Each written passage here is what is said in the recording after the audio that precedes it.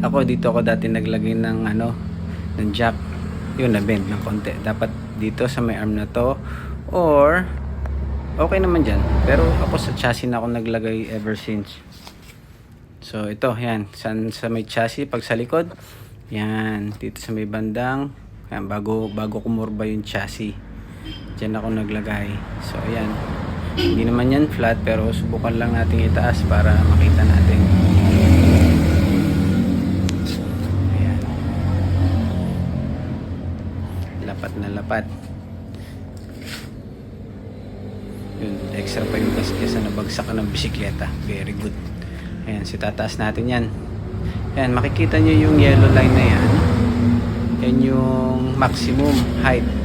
O, sige, tataas pa natin ng konti para mas makita pa natin yung yellow line. Sinasabi. Yan yung yellow line. So, tingnan nyo kung gaano kataas. Ayan na yung likuran. So, okay sa arm. Okay din sa chassis. So, ayun, okay din naman sa chassis ilagay yung jack na ito. Dito ako naglalagay sa front. So, depende na lang sa kinalalagyan ng sasakyan nyo. Kung secure yung sasakyan nyo sa jacking point na napili nyo, then go tayo doon.